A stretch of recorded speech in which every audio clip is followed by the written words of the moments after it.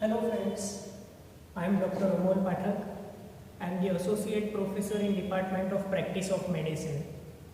Today we are going to discuss about a very interesting topic from examination of central nervous system, and the topic is clinical examination of reflexes. So before we discuss about the examination of different types of reflexes, let us first try and understand what do you mean by reflex. What are the different parts in the brain which are involved to carry out any reflex? What is the clinical significance of reflexes and what is the classification of reflexes? Once we get acquainted with this part, we will discuss the examination of reflexes, how to examine different types of reflexes. So let us first begin with the reflex.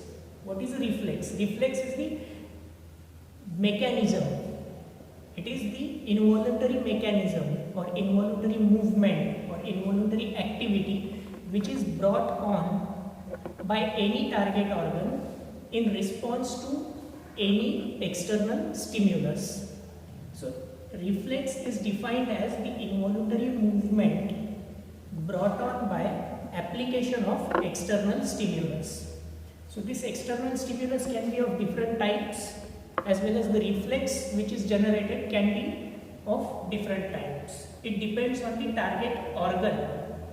The reflex will depend on the target organ. The target organ can be a muscle or it can be a gland. If the target organ is muscle, you will notice the movement at the muscle. If the target organ is a gland, then there will be some secretions in response to that particular stimulus. So reflexes, involuntary movement occurring on account of application of some external stimulus. Now, this reflex is brought on by various structures, or this reflex is occurring because of involvement of different structures. So, which are the essential structures required for any reflex mechanism? So, broadly, the structures are receptors. The first important structure which is required to bring on any reflex is receptor cells. The second is the afferent nerves. The third structure which is required is the higher center. The fourth structure is the efferent nerve. And the fifth important structure is the target organelles.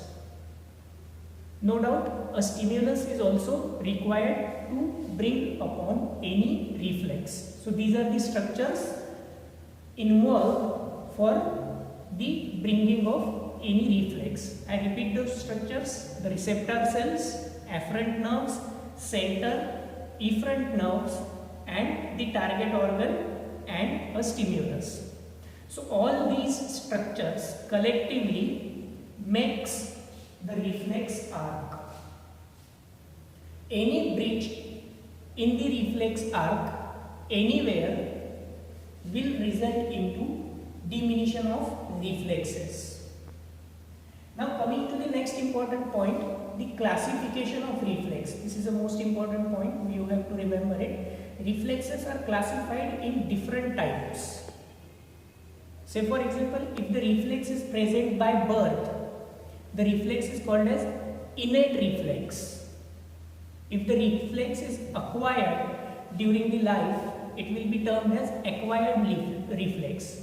So on the first classification will be based upon whether the reflex is present since birth or it is acquired afterwards.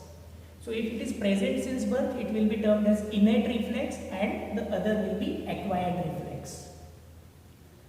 Now on the basis of conditioning, the reflex can be classified again into two types.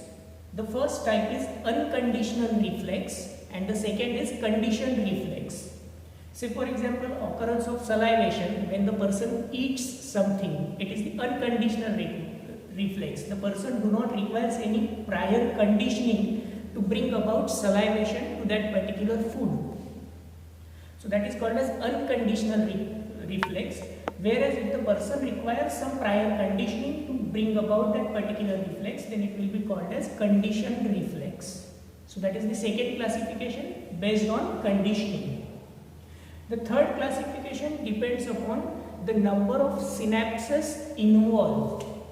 So on the basis of that, reflexes can be classified into two types: monosynaptic reflex and polysynaptic reflex. When more than one synapse is present, it will be termed as polysynaptic reflex.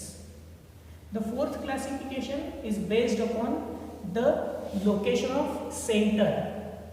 Say for example, if the center is located in the spinal cord, the reflex will be called as spinal reflex. If the location is in the medulla oblongata or pons, then the reflex will be called as medullary reflex or pontine reflex.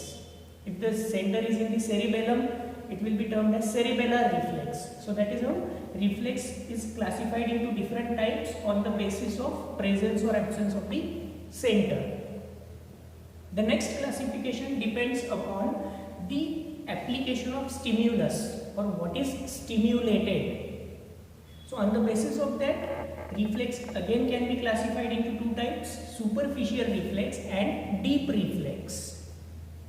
In superficial reflex, the superficial structure, the name itself suggests the superficial structures are stimulated. Say for example, the the skin, or the cornea, conjunctiva, etc. So all of these are called as superficial reflexes. But when some deeper structures like tendon are stimulated, then it will be termed as deep reflexes.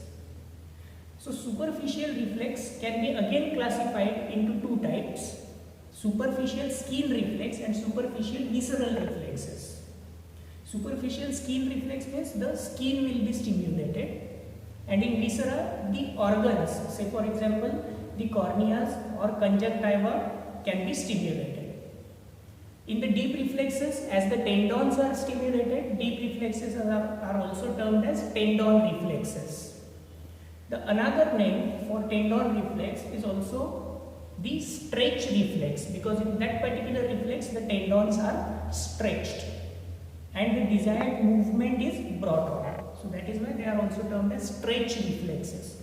So that is the classification of reflexes on the basis of different types. Now in our next video we are going to discuss about the major or the most important reflexes as far as the Viva examinations are concerned. The examiner will definitely ask you about the different types of reflexes and what are the segments or what are the nerves involved in carrying out these reflexes. So that we will discuss in the next video.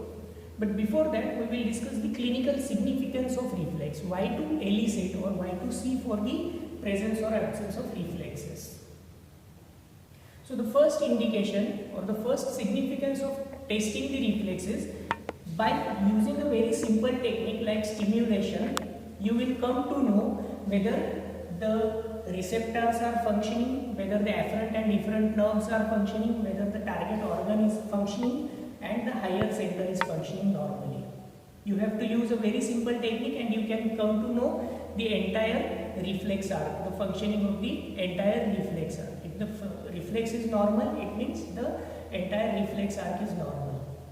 So that is the first important significance of testing of reflexes. The second important significance of testing of reflexes is the reflexes are protective in nature.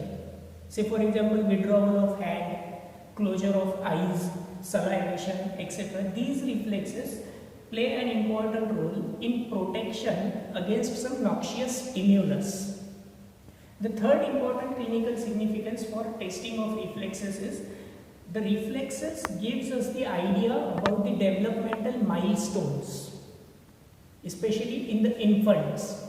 If suppose any reflex is absent at any particular age, then we can say that the developmental milestones are getting delayed.